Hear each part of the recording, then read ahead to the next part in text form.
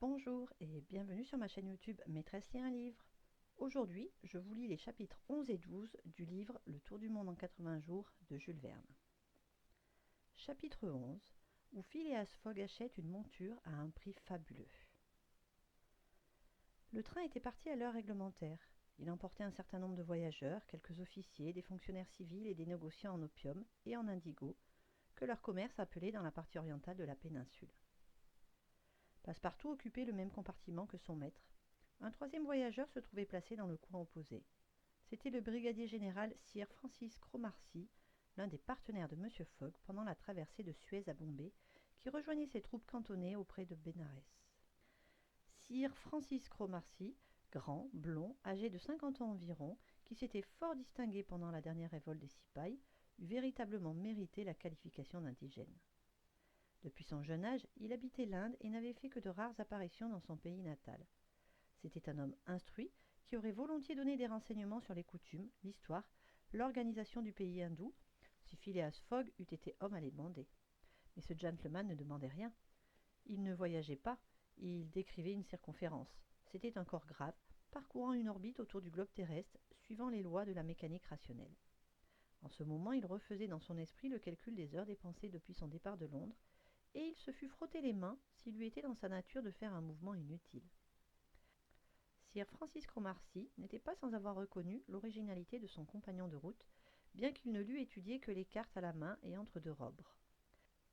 Il était donc fondé à se demander si un cœur humain battait sous cette froide enveloppe, si Phileas Fogg avait une âme sensible aux beautés de la nature, aux aspirations morales.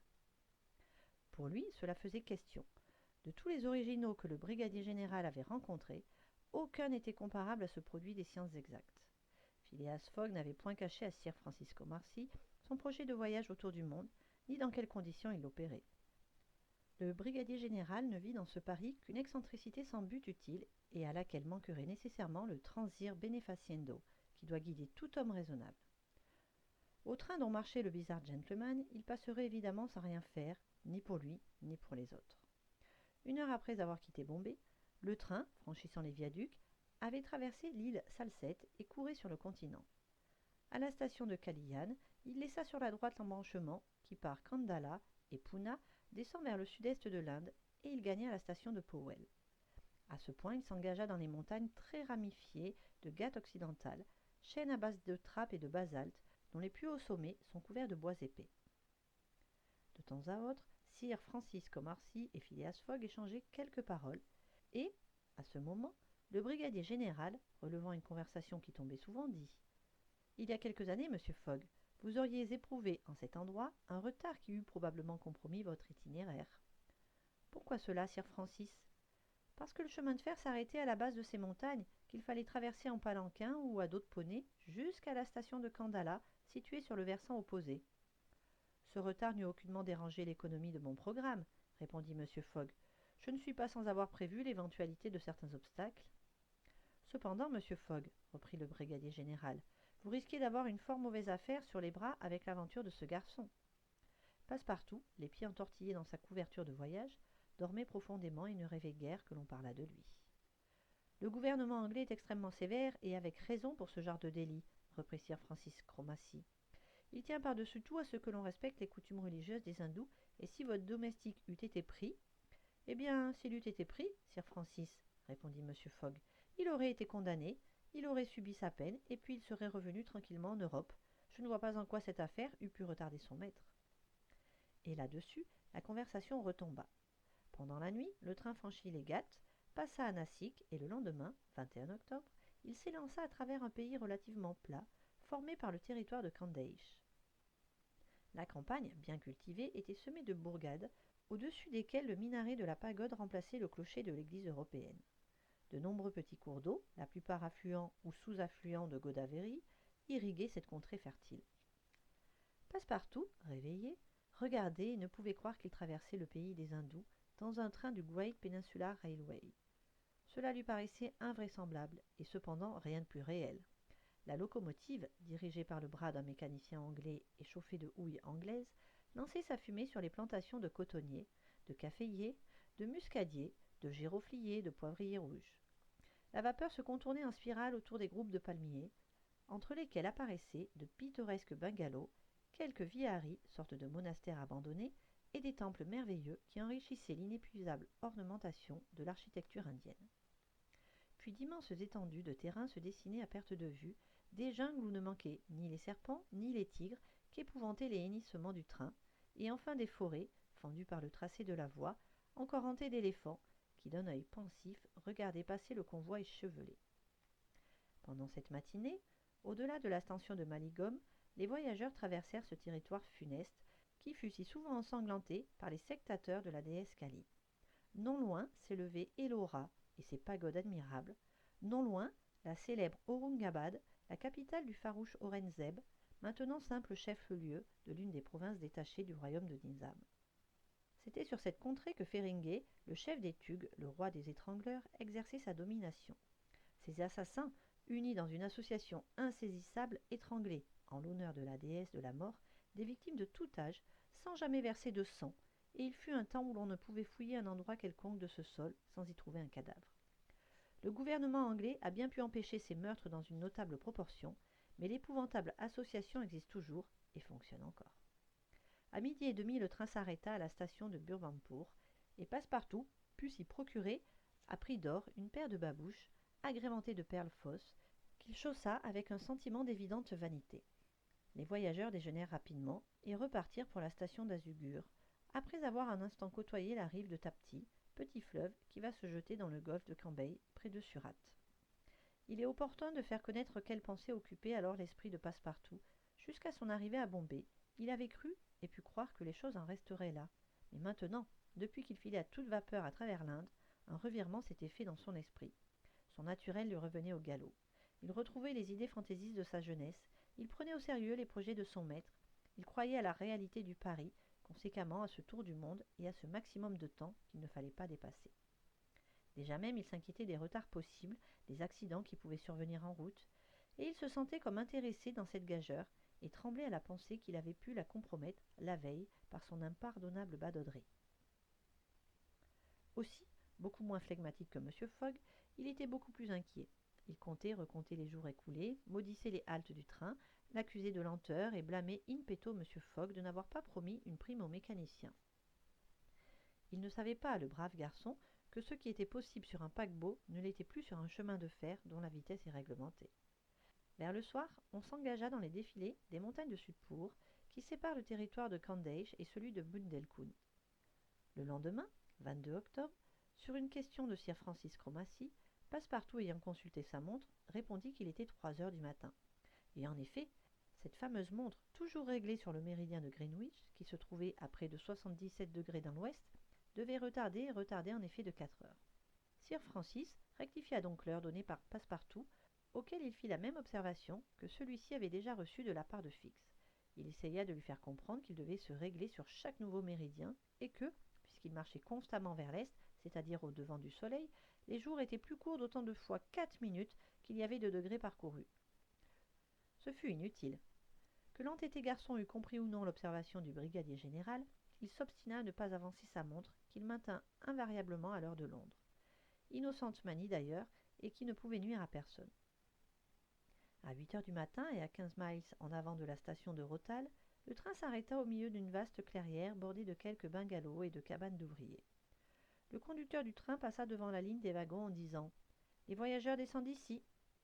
Phileas Fogg regarda Sir Francis Cromarty, qui parut ne rien comprendre à cette halte au milieu d'une forêt de tamarins et de cajours. Passepartout, non moins surpris, s'élança sur la voie et revint presque aussitôt, s'écriant « Monsieur, plus de chemin de fer !»« Que voulez-vous dire ?» demanda Sir Francis. « Je veux dire que le train ne continue pas. » Le brigadier général descendit aussitôt de wagon. Phileas Fogg le suivit, sans se presser. Tous deux s'adressèrent au conducteur. « Où sommes-nous » demanda Sir Francis. « Au hameau de Colby, » répondit le conducteur. « Nous nous arrêtons ici ? Sans doute, le chemin de fer n'est point achevé. »« Comment, il n'est point achevé ? » ?»« Non, il y a encore un tronçon d'une 50aine de miles à établir entre ce point et Allahabad, où la voie reprend. »« Bah, les journaux ont pourtant annoncé l'ouverture complète du railway. »« Que voulez-vous, mon officier ? Les journaux se sont trompés. »« Et vous donnez des billets de Bombay à Calcutta ?» reprit Sir Francis, qui commençait à s'échauffer. « Sans doute, répondit le conducteur, Mais les voyageurs savent bien qu'ils doivent se faire transporter de Colby jusqu'à Allahabad. Sir Francis Cromarty était furieux. Passepartout eût volontiers assommé le conducteur. Il n'osait regarder son maître. Sir Francis, dit simplement M. Fogg, nous allons, si vous le voulez bien, aviser un moyen de gagner Allahabad. Monsieur Fogg, il s'agit ici d'un retard absolument préjudiciable à vos intérêts. Non, Sir Francis, cela était prévu. Quoi? Vous saviez que la voie... En aucune façon.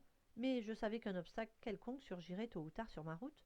Or rien n'est compromis, j'ai 2 jours d'avance à sacrifier, et il y a un steamer qui part de Calcutta pour Hong Kong le 25 à midi. Nous ne sommes qu'au 22, et nous arriverons à temps à Calcutta. Il n'y avait rien à dire à une réponse faite avec une si complète assurance. Il n'était que trop vrai que les travaux du chemin de fer s'arrêtaient à ce point. Les journaux sont comme certaines montres qui ont la manie d'avancer, et ils avaient prématurément annoncé l'achèvement de la ligne. La plupart des voyageurs connaissaient cette interruption de la voie, et en descendant du train, ils s'étaient emparés des véhicules de toutes sortes que possédait la bourgade. Palkigari à 4 roues, charrettes traînées par des zébus, sortes de bœufs à bosses, chars de voyage ressemblant à des pagodes ambulantes, palanquins, poneys, etc. Aussi M. Fogg et Sir Francis, après avoir cherché dans toute la bourgade, revinrent-ils sans avoir rien trouvé. « J'irai à pied, dit Phileas Fogg. Passepartout, qui rejoignit alors son maître, fit une grimace significative en considérant ses magnifiques mais insuffisantes babouches. Fort heureusement, il avait été de son côté à la découverte, et en hésitant un peu. « Monsieur, dit-il, je crois que j'ai trouvé un moyen de transport. »« Lequel ?»« Un éléphant. Un éléphant qui appartient à un Indien logé à 100 pas d'ici. »« Allons voir l'éléphant, répondit M. Fogg. 5 minutes plus tard, Phileas Fogg, Sir Francis et Passepartout arrivaient près d'une hutte qui attenait à un enclos fermé de hautes palissades. Dans la hutte, il y avait un Indien, et dans l'enclos, un éléphant. Sur leur demande, l'Indien introduisit M. Fogg et ses 2 compagnons dans l'enclos. Là, ils se trouvèrent en présence d'un animal à demi domestiqué que son propriétaire élevait, non pour en faire une bête de somme, mais une bête de combat. Dans ce but, il avait commencé à modifier le caractère naturellement doux de l'animal, de façon à le conduire graduellement à ce paroxysme de rage appelé mutch dans la langue hindoue, et cela en le nourrissant pendant 3 mois de sucre et de beurre. Ce traitement peut paraître impropre à donner un tel résultat, mais il n'en est pas moins employé avec succès par les éleveurs. Très heureusement pour M. Fogg, l'éléphant en question venait à peine d'être mis à ce régime et le mutch ne s'était point encore déclaré. Kiyuni, c'était le nom de la bête, pouvait, comme tous ses congénères, fournir pendant longtemps une marche rapide et à défaut d'autres montures, Phileas Fogg résolut de l'employer. Mais les éléphants sont chers dans l'Inde, où ils commencent à devenir rares. Les mâles, qui seuls conviennent aux luttes des cirques, sont extrêmement recherchés. Ces animaux ne se reproduisent que rarement quand ils sont réduits à l'état de domesticité, de telle sorte qu'on ne peut s'en procurer que par la chasse. Aussi sont-ils l'objet de soins extrêmes, et lorsque M. Fogg demanda à l'Indien s'il voulait lui louer son éléphant, l'Indien refusa. Fogg insista et offrit de la bête un prix excessif, 10 livres pour 1 heure. Refus. 20 livres? Refus. 40 livres? Refus. Passepartout bondissait à chaque surenchère, mais l'Indien ne se laissait pas tenter. La somme était belle cependant. En admettant que l'éléphant employa 15 heures à se rendre à Allahabad, c'était 600 livres qu'il rapporterait à son propriétaire. Phileas Fogg, sans s'animer d'aucune façon, proposa alors à l'Indien de lui acheter sa bête et lui en offrir tout d'abord 1000 livres. L'Indien ne voulait pas vendre. Peut-être le drôle flairait-il une magnifique affaire. Sir Francis prit M. Fogg à part et l'engagea à réfléchir avant d'aller plus loin. Phileas Fogg répondit à son compagnon qu'il n'avait pas l'habitude d'agir sans réflexion, qu'il s'agissait en fin de compte d'un pari de 20 000 livres, que cet éléphant lui était nécessaire et que, dût-il de payer 20 fois sa valeur, il aurait cet éléphant. M. Fogg revint trouver l'Indien, dont les petits yeux allumés par la convoitise laissaient bien voir que pour lui ce n'était qu'une question de prix. Phileas offrit successivement 1200 livres, puis 1500, puis 1800 et enfin 2000. Passepartout, si rouge d'ordinaire, était pâle d'émotion. À 2000 livres, l'Indien se rendit. « Par mes babouches !» s'écria Passepartout. « Voilà qui met à beau prix la viande d'éléphant. » L'affaire conclue, il ne s'agissait plus que de trouver un guide. Ce fut plus facile. Un jeune Parsi, à la figure intelligente, offrit ses services. M. Fogg accepta et lui promit une forte rémunération qui ne pouvait que doubler son intelligence. L'éléphant fut amené et équipé sans retard. Le Parsi connaissait parfaitement le métier de mahout ou cornac. Il couvrit d'une sorte de housse le dos de l'éléphant et disposa de chaque côté sur ses flancs 2 espèces de cacolets assez peu confortables. Phileas Fogg paya l'Indien en banknotes qui furent extraits du fameux sac. Il semblait vraiment qu'on les tirât des entrailles de Passepartout. Puis M. Fogg offrit à Sir Francis de le transporter à la station d'Allahabad. Le brigadier général accepta. Un voyageur de plus n'était pas pour fatiguer le gigantesque animal. Des vivres furent achetés à Colby. Sir Francis prit place dans l'un des cacolets, Phileas Fogg dans l'autre. Passepartout se mit à califourchon sur la housse entre son maître et le brigadier général. Le Parsi se jucha sur le cou de l'éléphant, et à 9 heures l'animal, quittant la bourgade, s'enfonçait par le plus court dans l'épaisse forêt de Latany. Chapitre 12, où Phileas Fogg et ses compagnons s'aventurent à travers les forêts de l'Inde et ce qui s'ensuit. Le guide, afin d'abréger la distance à parcourir, laissa sur sa droite le tracé de la voie dont les travaux étaient en cours d'exécution. Ce tracé, très contrarié par les capricieuses ramifications des monts Vindhya, ne suivait pas le plus court chemin que Phileas Fogg avait intérêt à prendre. Le Parsi, très familier avec les routes et sentiers du pays, prétendait gagner une vingtaine de milles en coupant à travers la forêt, et on s'en rapporta à lui. Phileas Fogg et Sir Francis, enfouis jusqu'au cou dans leur cacolet, étaient fort secoués par le trot raide de l'éléphant, auquel son mahout imprimait une allure rapide. Mais il endurait la situation avec le flegme le plus britannique, causant peu d'ailleurs et se voyant à peine l'un l'autre. Quant à Passepartout, posté sur le dos de la bête et directement soumis au coup et au contre-coup, il se gardait bien, sur une recommandation de son maître, de tenir sa langue entre ses dents, car elle eût été coupée nette. Ce brave garçon, tantôt lancé sur le cou de l'éléphant, tantôt rejeté sur la croupe, faisait de la voltige, comme un clown sur un tremplin. Mais il plaisantait, il riait au milieu de ses sauts de cartes, et, de temps en temps, il tirait de son sac un morceau de sucre que l'intelligent Kiouni prenait du bout de sa trompe, sans interrompre un instant son trot régulier. Après 2 heures de marche, le guide arrêta l'éléphant et lui donna 1 heure de repos. L'animal dévora des branchages et des arbrisseaux, après s'être d'abord désaltéré à une mare voisine. Sir Francis ne se plaignit pas de cette halte. Il était brisé. M. Fogg paraissait être aussi dispos que s'il fût sorti de son lit. « Mais il est donc de fer » dit le brigadier général en le regardant avec admiration. « De fer forgé » répondit Passepartout qui s'occupa de préparer un déjeuner sommaire. À midi, le guide donna le signal du départ. Le pays prit bientôt un aspect très sauvage. Aux grandes forêts succédèrent des taillis de tamarins et de palmiers nains, puis de vastes plaines arides, hérissées de maigres arbrisseaux et semées de gros blocs de sénite. Toute cette partie, du haut Bundlecoud, peu fréquentée des voyageurs et habitée par une population fanatique, endurcie dans les pratiques les plus terribles de la religion hindoue. La domination des Anglais n'a pu s'établir que régulièrement sur un territoire soumis à l'influence des Rajas, qu'il eût été difficile d'atteindre dans leur inaccessible retraite des Vindhyas. Plusieurs fois on aperçut des bandes d'Indiens farouches qui faisaient un geste de colère en voyant passer le rapide quadrupède. D'ailleurs le Parsi les évitait autant que possible, les tenant pour des gens de mauvaise rencontre. On vit peu d'animaux pendant cette journée, à peine quelques singes qui fuyaient avec 1000 contorsions et grimaces dont s'amusait fort Passepartout. Une pensée au milieu de bien d'autres inquiétait ce garçon. Qu'est-ce que M. Fogg ferait de l'éléphant quand il serait arrivé à la station d'Allahabad? L'emmènerait-il? Impossible. Le prix du transport ajouté au prix d'acquisition en ferait un animal ruineux. Le vendrait-on? Le rendrait-on à la liberté?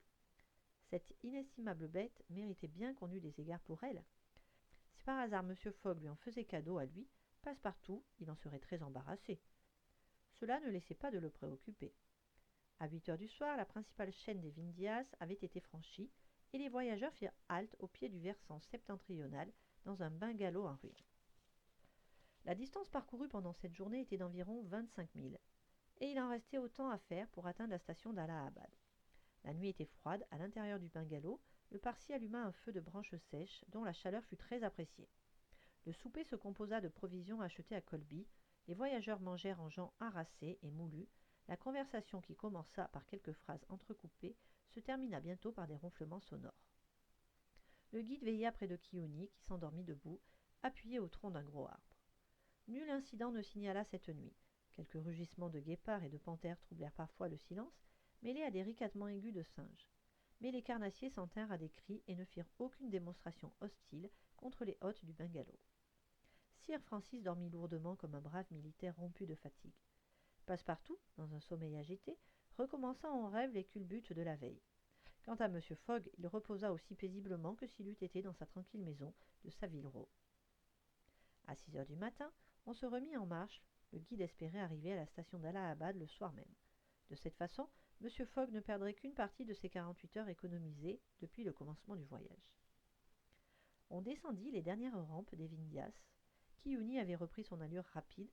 Vers midi, le guide tourna à la bourgade de Callenger, située sur le Cani, un des sous-affluents du Gange.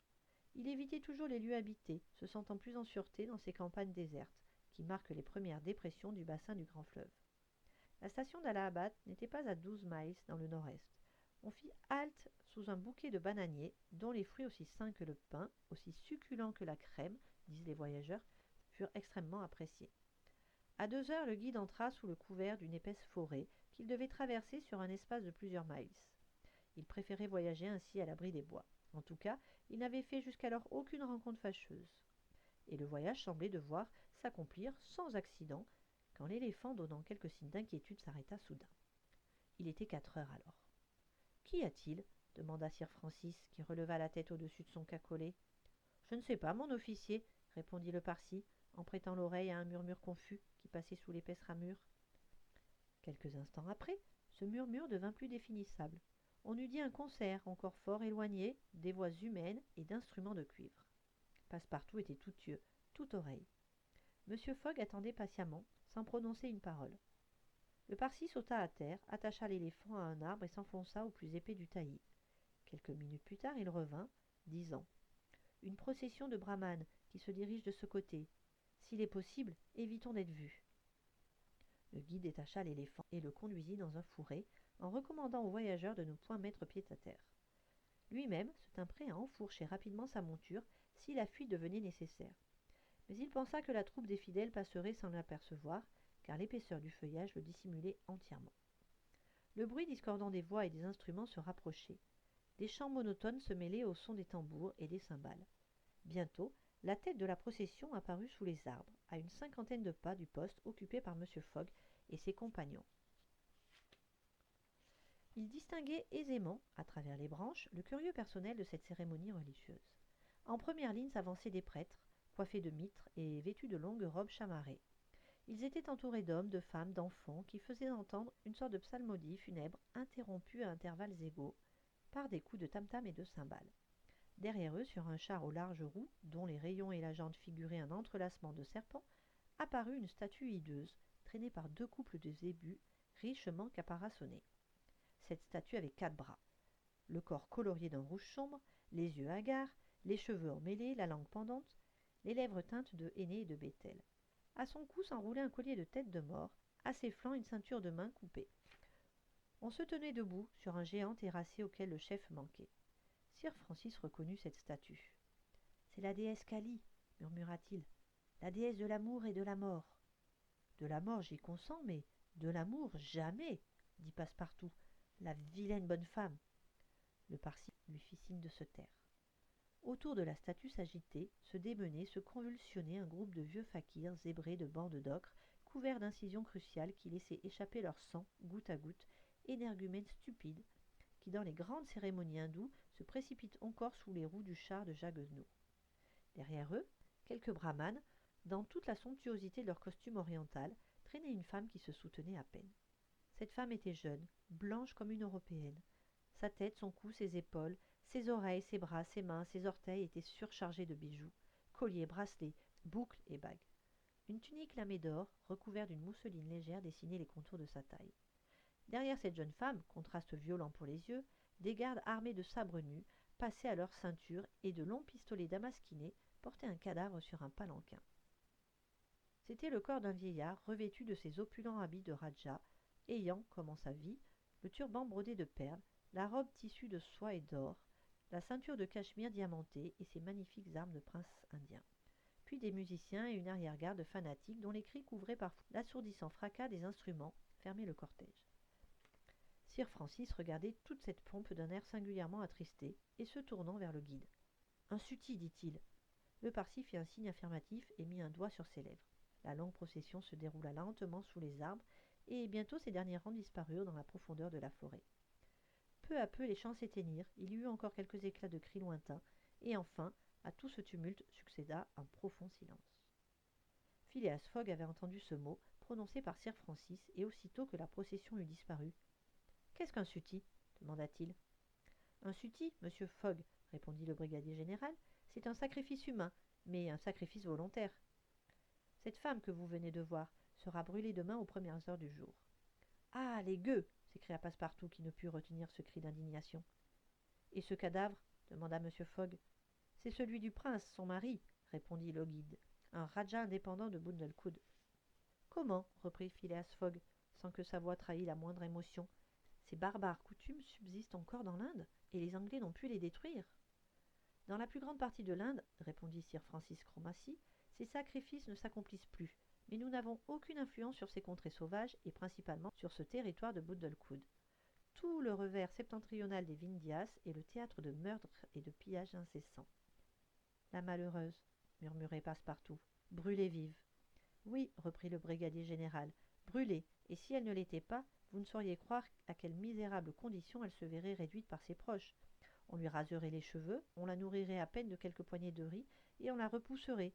Elle serait considérée comme une créature immonde, et mourrait dans quelque coin comme un chien galeux. Aussi la perspective de cette affreuse existence pousse-t-elle souvent ces malheureuses au supplice, bien plus que l'amour ou le fanatisme religieux. Quelquefois, cependant, le sacrifice est réellement volontaire, et il faut l'intervention énergique du gouvernement pour l'empêcher.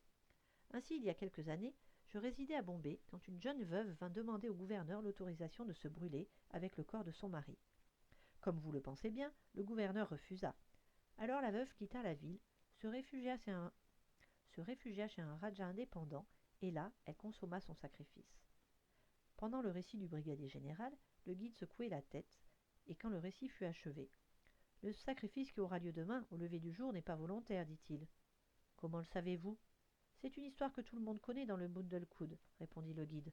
« Cependant, cet infortuné ne paraissait faire aucune résistance, » fit observer Sir Francis. « Cela tient à ce qu'on l'a enivré de la fumée du chanvre et de l'opium. Mais où la conduit-on ? À la pagode de Pillaji, à 2 miles d'ici. Là, elle passera la nuit en attendant l'heure du sacrifice. » « Et ce sacrifice aura lieu ? » ?»« Demain, dès la première apparition du jour. » Après cette réponse, le guide fit sortir l'éléphant de l'épée fourrée et se hissa sur le cou de l'animal. Mais au moment où il allait l'exciter par un sifflement particulier, M. Fogg l'arrêta et s'adressant à Sir Francis. « Si nous sauvions cette femme, dit-il. « Sauver cette femme, Monsieur Fogg » s'écria le brigadier général. « J'ai encore 12 heures d'avance, je puis les consacrer à cela. »« Tiens, mais vous êtes un homme de cœur, dit Sir Francis. « Quelquefois, répondit simplement Phileas Fogg, quand j'ai le temps. » Voilà, c'est terminé, j'espère que ça vous a plu. On se retrouve demain pour la suite. N'hésitez pas à vous abonner pour ne pas rater ça. Ciao!